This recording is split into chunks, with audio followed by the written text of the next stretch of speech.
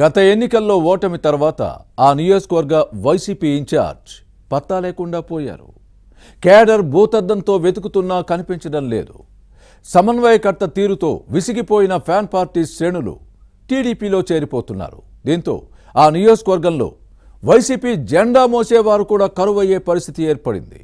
ఓ కేసులో కోర్టు ఆదేశాలతో ప్రతి 15 రోజులకు ఒకసారి పోలీస్ స్టేషన్కు వచ్చి సంతకం పెట్టి వెళ్తున్నా పార్టీని మాత్రం పట్టించుకోవడం లేదు.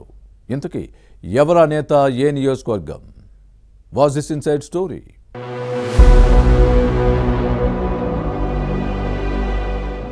గత ఎన్నికల్లో ఓడిపోయి వైసీపీ ఇన్ఛార్జీలుగా కొనసాగుతున్న కొందరు మాజీ ఎమ్మెల్యేలు ఇంకా నియోజకవర్గాల ముఖం చూడటం లేదు.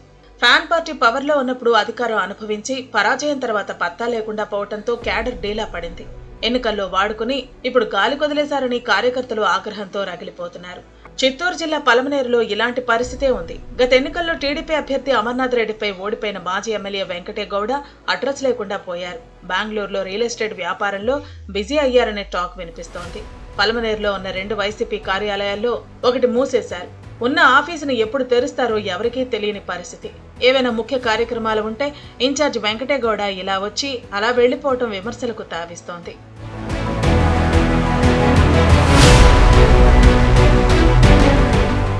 వెంకటే గౌడ పలమనేరు వైసీపీ ఎమ్మెల్యేగా ఉన్నప్పుడు పలు ఆరోపణలు వచ్చాయి. అధికారాన్ని అడ్డం పెట్టుకుని ఇసుక దోచుకున్నారన్న విమర్శలు లేకపోలేదు.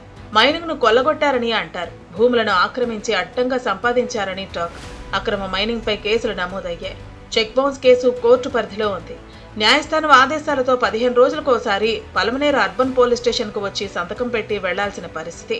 ఓడిపోయిన నేతలందరూ ప్రజల్లోనే ఉండాలని వైసీపీ అధినేత జగన్ ఆదేశించినా వెంకటే గౌడ మాత్రం తన రూటే సపరేట్ అన్న విధంగా వ్యవహరిస్తున్నారన్న విమర్శలు ఉన్నాయి.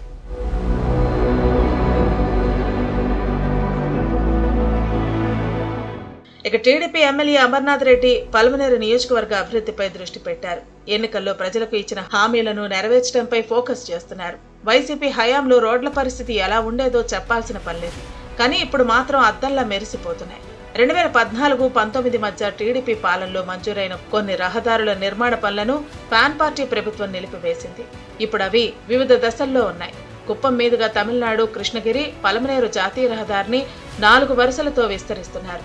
పరిశ్రమల ఏర్పాటుకు ప్రాధాన్యత ఇస్తూ యువతకు ఉపాధి కల్పించడంపై దృష్టి పెట్టారు. పలమనేరు మండలం ముసలమడుగు దగ్గర ఏనుగుల సంరక్షణ కేంద్రాన్ని ఏర్పాటు చేసి పర్యాటక ప్రాంతంగా తీర్చిదిద్దేందుకు ప్రతిపాదనలు ఇచ్చారు అమర్నాథ్ రెడ్డి.